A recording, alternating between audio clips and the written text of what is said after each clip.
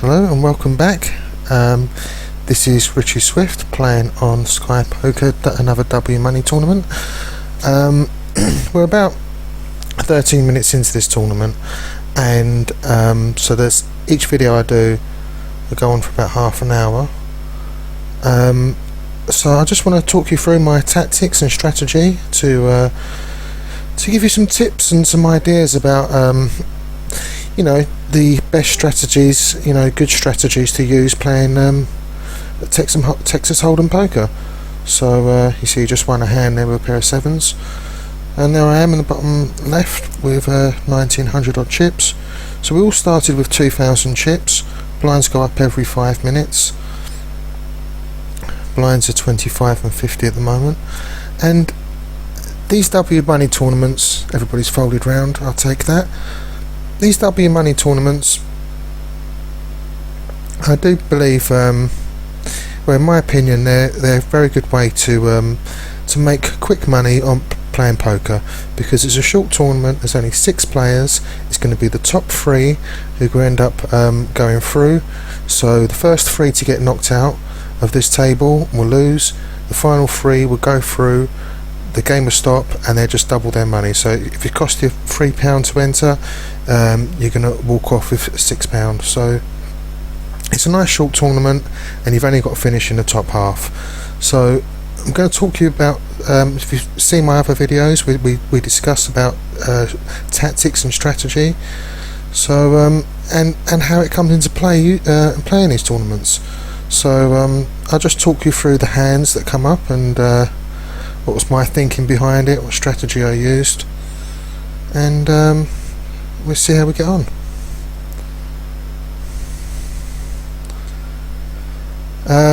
This is the thing about this game. The blinds go up to quite a bit when we get to the latter stages. It's sometimes these tournaments do go on a bit,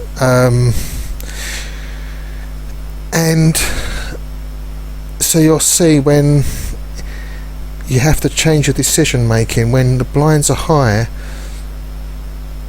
and you do have to change your decisions. You've got to be more aggressive when the blinds are high. You've got to start thinking about pushing all your chips in.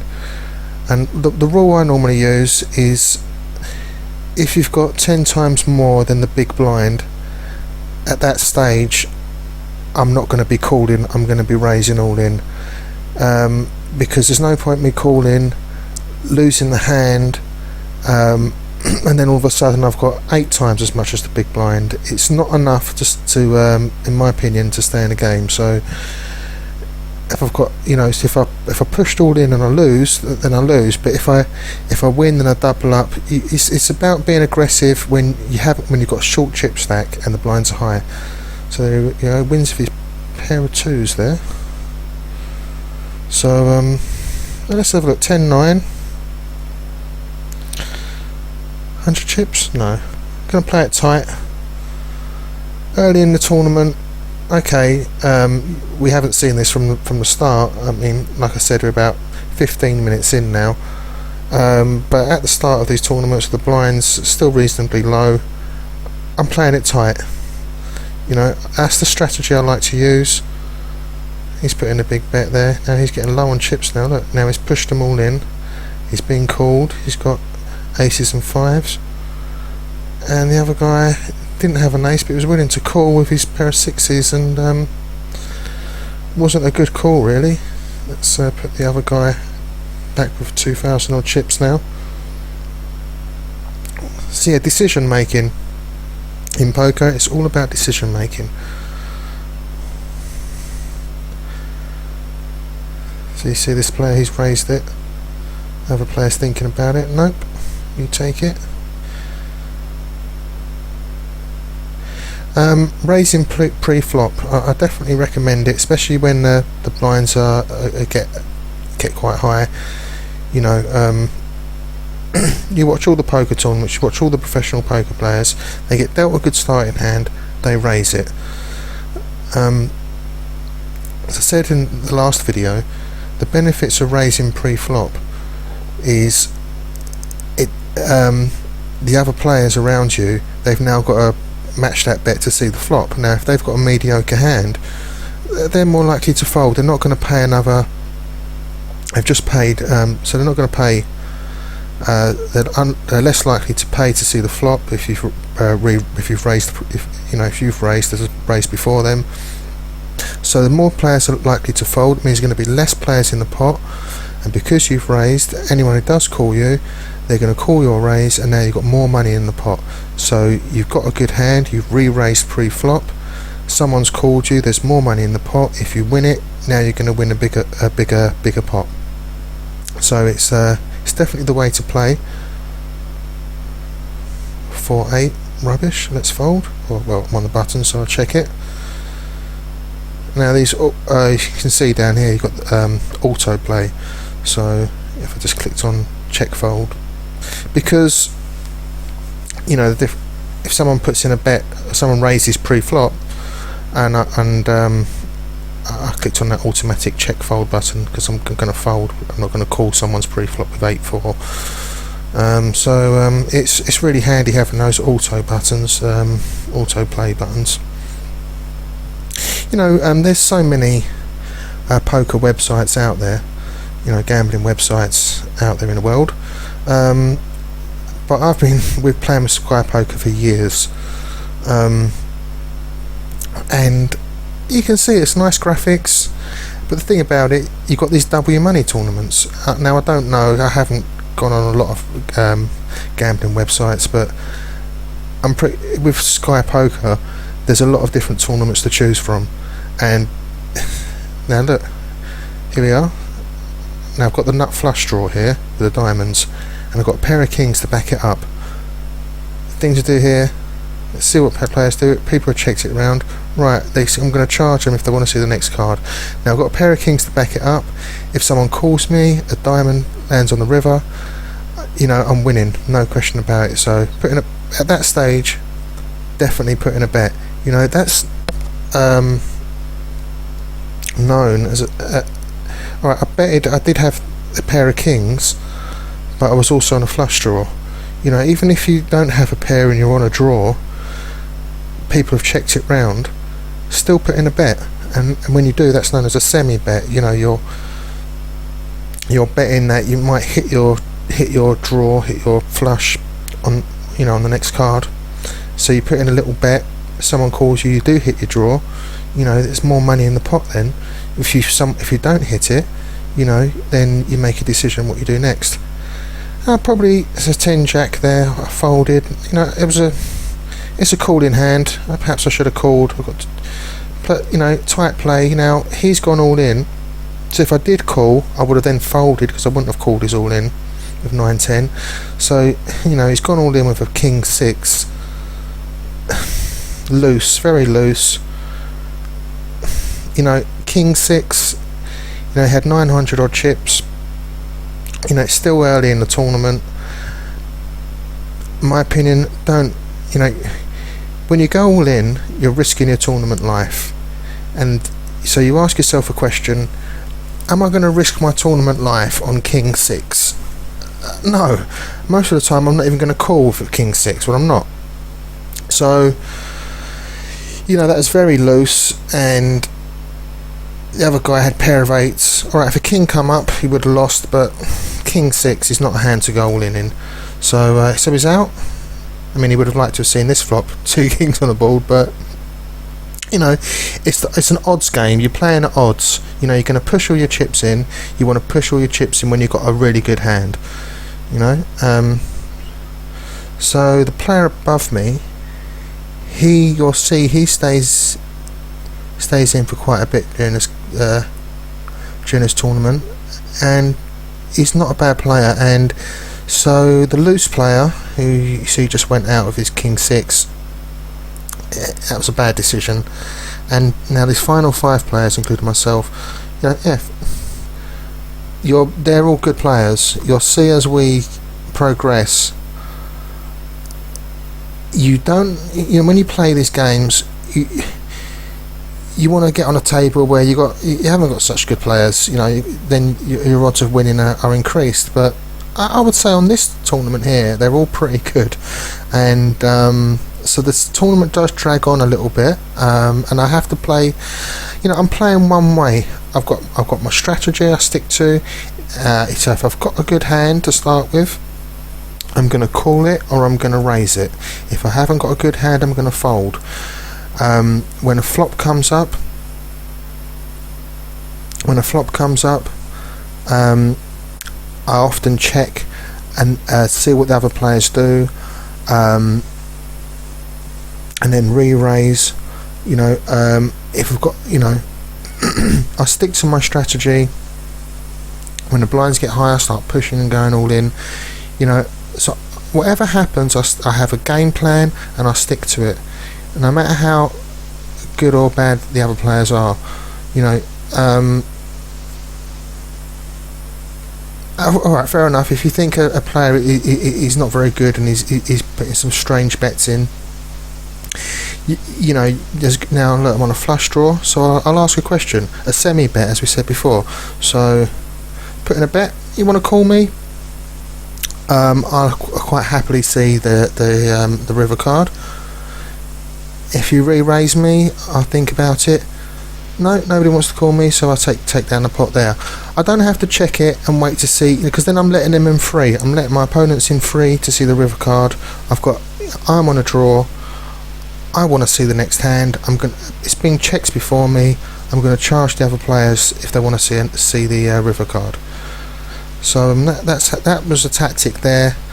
You're on a draw. It's been checked. Put in a bet. And if players fold, great, you take down the pot.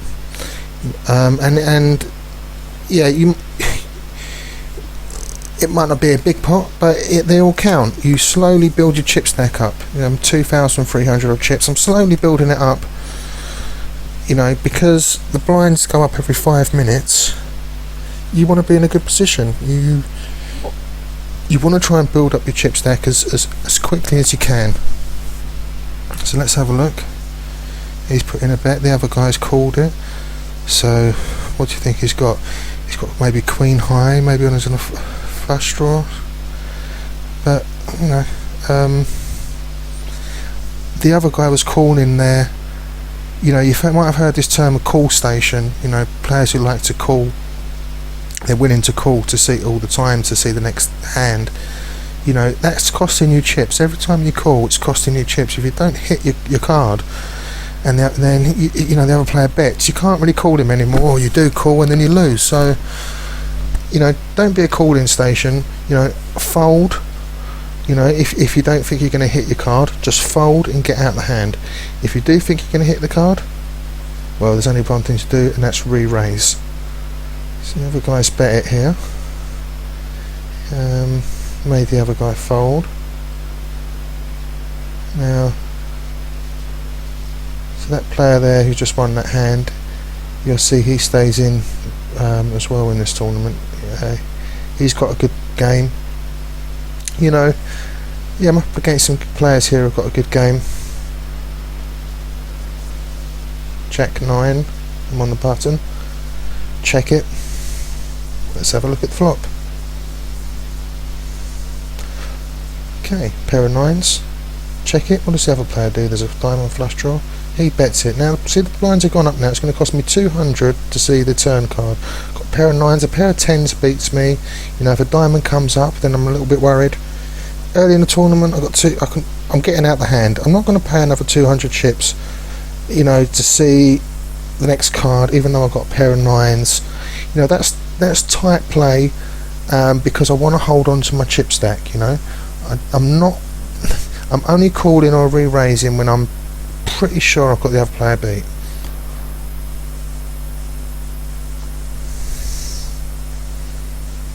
Ep4, rubbish. Get out the hand. The blinds are 100, 200 now. So they go up every 5 minutes. With a big blind at 200 and I'm just over 2,000 chips, I'm hitting that 10% rule that I've been talking about. I've now got 10 times as much as the big blind. So now I'm going to be thinking, well, I can't be calling £200 bets and, you know, letting my stack whittle down, if you like. So I'm going to start pushing. I'm going to get a good hand. I'm going to start pushing now.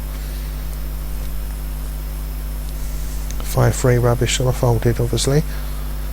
So you know, we've only seen one player go out. Oh, he's raised there. So is he going to, you know, if the other guy, he's not, I wouldn't, you know, he's raised him, the other guy's on 1600 odd chips. You don't call there, you either fold or you go all in. With 1600 chips, you go all in, or you fold, and he folded. That's my advice. So there's 5 players left, including myself, and you would have wanted someone else out by now. When these blinds are getting higher, you really want it down to at least 4 players now. So because the less players there are in the tournament, the better the odds of you winning it or getting in the top 3. This is what we want to do, get in the top 3. So ace on the board there, he bet, the other player folded. It's easier to bluff as well when the blinds are high, because, you know, players don't want to really call or risk their tournament life by, you know. So there you are. See that hit a straight here. Now I've got the low straight, but you know what? He's bet it. I don't believe you. There's a flush draw. I'm thinking about it. No, you know what? I've got the low straight. I'm pushing all my chips in. You want to call me? You might be on the draw, then fine. But I'm backing it up with my low straight and take down the pot. You know, there's no way I'm betting. Like I said, I'm going all in. You know, you've got to, with the blinds at what they are now and my chip stack. So it's always relative. The chip stack, how much is the chip stack? How much is the big blind? What you can afford to do. How much the chips the other player has. That's a nice flop. So let's see what players do here. He's checked it. There's a diamond flush draw. There's a straight draw. Is a bet going to come in now? Someone going to ask a question? He's thinking about it. He checked it. He's checked again. So possibly nobody's got anything here. He's going to be checked down. No, he's not letting him get away with it. He's going to charge him because he's seen it. He's seen the other player check it a couple of times. He's pretty sure the other player's got nothing. He's put in a bet. Whether this player Rascal has got anything at all, he's seen it check down, so he's put in a bet, and that's frightened the other player off. And that's the thing to do. Now I'm not calling with a Queen 10. You know, I'm either going all in or I'm folding with the 2,300 odd chips. I didn't want to go all in now with a Queen 10. It's a pretty good hand. Yeah, could have probably might have got the other players to fold, but you know, there's a thin line between, you know, it's decision making. You know, what do you want to risk your tournament life on? But you don't. I'm not going to call. I'm going to go all in or fold. So let's have a look.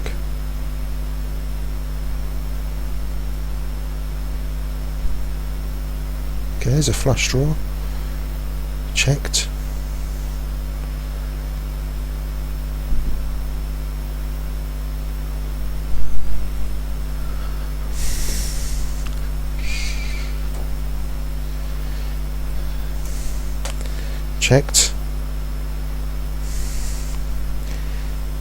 Checked. So, you know, people want to see the next card. It's unlikely anyone's got anything at this stage. You know, if you're in a hand like this, it's been, you know, I've said a couple of times, it's being checked round. If you can afford it, put in a little bet. You know, see what players do. If they haven't got anything, they're likely to fold, and you can just take down the pot. You know, if you do put in a bet, maybe you've got something. You know, you can back it up if someone does call you. So, you know, players playing it tight here, very tight. It's being checked down. Yeah, so he had ace high. Okay, let's have a look. 2-6, rubbish, fold it. Yeah, I mean, on my earlier videos, you know, I've been speaking a lot about tactics and strategy. So this is now the 4th video. You know, I've given you some ideas, some advice. So now we can look more at what the other players are doing and commentate more, rather than, you know, tell you things that repeat myself, that tell you things that I've already told you. You know, things about only playing with a good hand, you know, asking a question, check raising, the 10% rule that I like to use of pushing when you've got 10 times as much as the big blind, you know, risking your tournament life, things like that. You know, I can put these videos on, I can just continually repeat myself. But yeah, I would recommend watch the first 3 videos. You know, hopefully, you know, you'll take something away. My advice might be helpful, it might not. You might just be enjoyable watching how a poker game unfolds, you know. So ace 2, I'm on the button, check it, nothing's come up, check it, let's see what the other player does. There is a straight draw and a flush draw. He's checked it. Okay, so now that's a worrying card, a 7. If he's got a 5 or if he's got a club, I'm in trouble. Okay, now look, the river cards are 5, there's a straight. The best possible hand out there is a straight. Now if he's got a 9, he's got me beat, because he's got a higher straight. If he did have a 9, I reckon he would have bet early. I didn't believe him.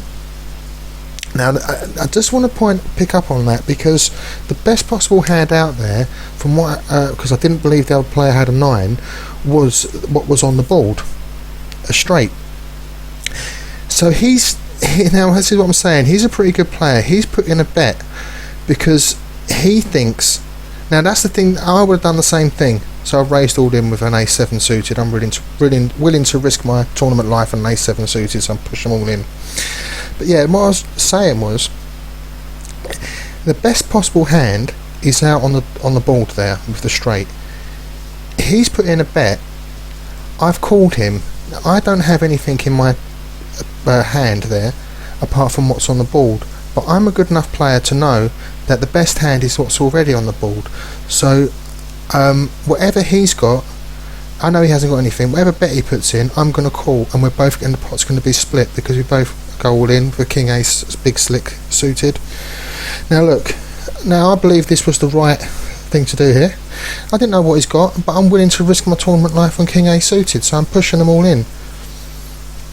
In this instance, he beats me with a pair of 9s. I'm not out the tournament. He was the low chip stack. I've got 1700 odd chips left, but you know, I'm not going to fold with king ace, you know. So alright, I lost the pot, came up against a pair, I didn't hit my king or my ace or my flush. I lost that hand, but I'm still in the tournament, and if I did lose all my chips, I wouldn't be too bothered about it. I'd be out the tournament, you know, but I know, in my opinion, that was the right move to do. Push all in when you've got a good hand. So, just what I was saying earlier, now what do I do? I keep interrupting myself as I've got king jack. I think I go all in here. Yeah, again, I've got 1300 odd chips. You know, I want to double up. King jack's good enough for me. I'm going to push. If he wants to call me, I'm quite happy with a king jack, hoping that something will hit the board. So he's folded, and I'll take down the pot there. So I'm building up my chip stack back. Yeah, if the best hand is already what's on the board, put in a bet, because the other player might not be that experienced enough to realise that, and he might fold, and then you'll take down the pot when he could have called, and then the pot would have been split. So that's a little tip there. So yeah, all in again, ace queen. Now you see, by pushing, I'm scaring people off. I'm still in that pot. Now I've done this a few times now, and I'm thinking, can I get away with it another time? It would be the right thing to do, Now what I have noticed was, now this is what we're going to talk about now. Now if you look at Rascal on the far right here, so I folded with A6 suited. I could have pushed, probably should have. I've got 3,000 chips. I'm getting away, but because what I'm thinking is now, Rascal on the far right here, you'll see he's got a little away logo on his name. So something's happened. He's probably lost his internet connection. Now every player is now really loving this, and Rascal he's out the game. He's lost his internet connection, so he's automatically folding. The computer's automatically folding him because there's no player to make a call or a raise. He's gone, so he's been timed out. He's gone to away mode, and now it's just going to auto fold, and that's lovely because his chip stack now is going to whittle down, and it's going to whittle down enough that he's going to be blinded out the game, and there's going to be another player gone. So us 4 players are sitting here now thinking, great, look, he's got 1,800 odd chips, hopefully he won't reconnect, and he would just get blinded out the game, and that would be another one gone. So you'll see what happens. So yeah, I just folded there with my A6. It was a questionable decision. Could have raised all in. Didn't feel like it was an ace, a medium kicker, so I folded. Now he's pushed with his pair of jacks. Now while the other guys called him, I said he's a pretty good player, but he shouldn't. I don't know why he's called him there with a 5-6. Big slick. I'm pushing all in. Okay, so he's now got 7 chips. Alright, so look, it's got the worst hand. Let's take him out of the game. He's got himself into that mess by calling with the 5-6 earlier. I mean, that was he was well beat, and I didn't think that was good at all. But look, this Rascal is still out, so he's putting the blind there, and he loses it because there's no player there to call it. He's now got 1,100 chips. Great. Just keep auto folding. Now this is perfect because when it's down to 4 players, only the top 3 want to go through, and one of the 4 players is away, so he's auto folding and his chips are whittling down. The other 3 players, now this might sound nasty, but every poker player knows it, okay? You've got to be cruel to be kind. Now look, he's put the big blind in with 600 chips, and now he's only got 500 odd chips. Just fold. Everybody fold now. Us 3 players were still in it, but he's raised him because he knows that he's away. If you raise him, he's going to automatically fold. He's not going to auto check. So every player now, us 3 players, we're just going to keep folding. Whatever hand we got, we're just going to keep folding. And because we want this player who's away, Rascal, to be out the game. He goes out the game, us 3 will then win. So it's easy now. We just keep folding. It's cruel, but this is, we're in it to win it. So let's, it's an unwritten rule between poker players. We just keep folding, and I know it. The player to my left knows it. I'm pretty sure the player to my right knows it. He's on 5,000 odd chips. He's having a pretty good game. A pair of aces. Look, he's come up good game because he knows it's the end. Now look, I'll type in, yep, good game. I've got my pair of aces. I want to see him because there's more chance of me beating him than Fuku, is it? So he's questioned me. Question mark? Yeah, but look, just get out of the pot because my aces are better. I've got more of a chance of beating whatever he's got. So let me see it. Let's knock him out, and that's the end of the tournament. Well, I hope you enjoyed that, and see you next time.